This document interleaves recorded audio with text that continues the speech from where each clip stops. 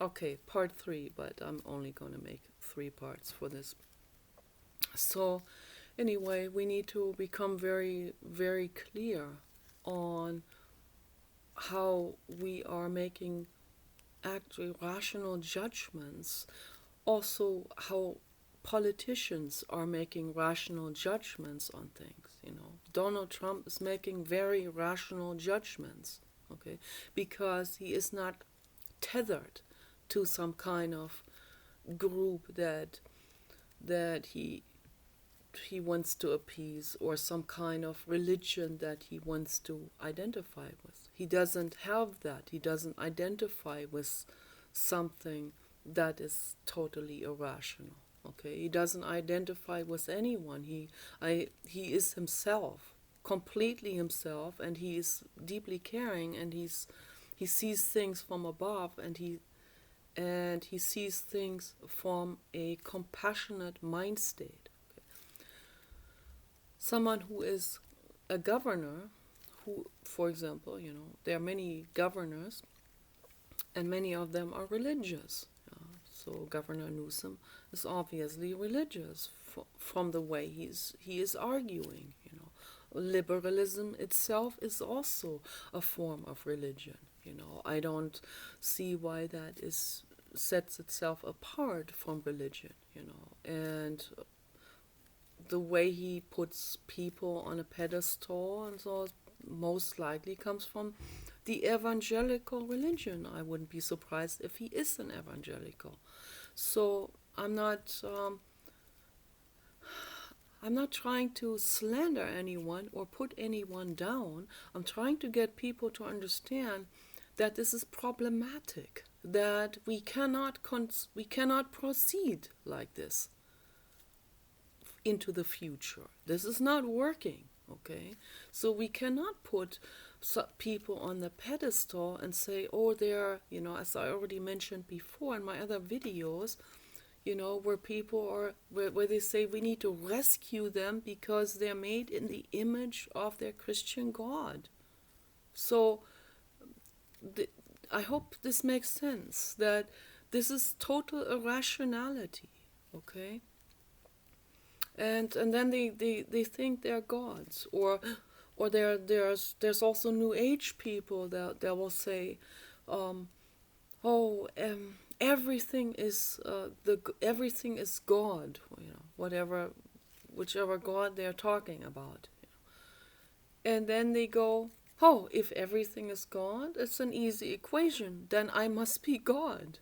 So that's how people argue. That's how their brains work. The ego is also very quick to latch onto this. So we need to be very, very careful and pay very, very close attention to these kind of things.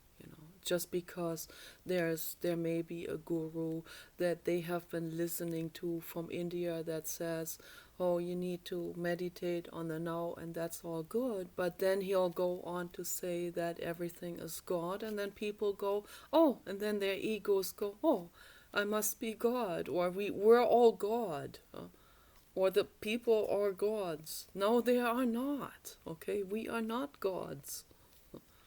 We are mammals. We are human apes. Okay, and we need to pay very close attention to this, to our own error way of thinking. Okay, and we need to pay attention to and to this religious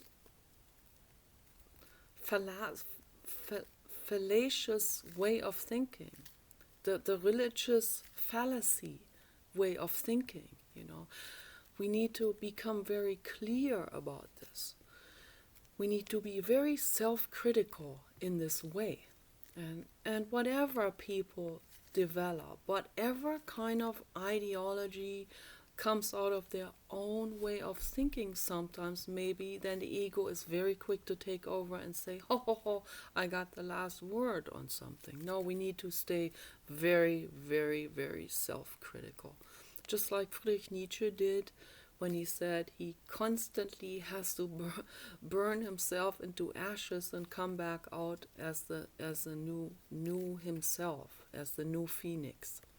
So has to he has to be constantly looking over his own shoulder, and that is what inwardness is. That's what introspection is. And that's what we need also in terms of therapy. And it has to always be monitored and remonitored, and everyone needs to monitor the other person and themselves in this regard, and not let things get out of control, not let a religion escalate out of control, and then nobody dares to say anything because they'll be regarded politically incorrect. That's very dangerous when such a dynamic happens, where people are too afraid to say anything against a religion or against religion in general. Now, the corporate agenda, they have their market psychologists that are trying to aggravate this and this very, very problematic thing to make it worse. They obviously don't foresee, they only think about greed. They don't foresee the dangers of all of this, what that will do to our society. That will escalate things into anarchy eventually if nobody pays any attention.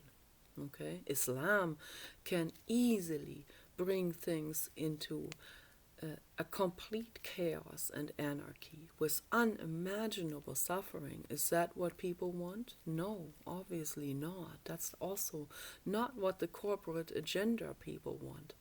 I bet they do not want that. Then they can't even sell their products anymore. They want people to be gullible to a certain degree, and they use religions to get there. So we need to become very crystal clear. Governor Newsom needs to become very crystal clear on all of these dangers that are lurking with any of these types of belief systems and political correctness. So in this way, we have to listen to rational sense and to people that offer rational sense, such as Donald Trump and Elon Musk, okay, that offer rational sense solutions to us with their amazing brains. And people shouldn't be getting jealous about this, but listen to them for all of our greater good. So Donald Trump has had the right suggestions. We need to round up the homeless people. We need to also particularly round up dangerous people. They cannot be in our communities anymore. And so we need to religion has to completely be abolished in terms of governmental institutions. We cannot be having religion messing and putting their dirty fingers into governmental institutions. Okay, we cannot allow that anymore. People with chadors or Christian crosses and those kind of things. We can't have Christian crosses hanging on the walls anymore in schools or in any kind of public facilities. Okay, it's unethical.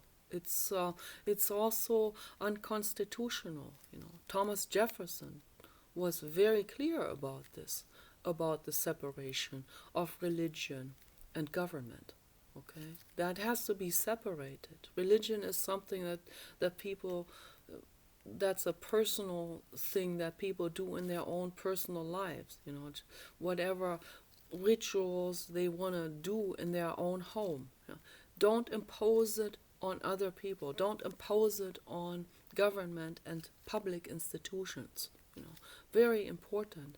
It's a violation to children to be oppressed by religions, to be indoctrinated in that way. It's actually a trauma to a child to be indoctrinated with a religion. This is the truth that I'm telling you. Okay, so we need to have in different institutions. We need to have different institutions where we help people And all help and all psychological help, all social work, all medical help, all of this needs to be free of charge for everybody. Okay, we need to have therapy centers that need to be completely free of charge, and we need different therapy centers for the different groups, for the different psychiatric personalities, so for the different personality cluster groups.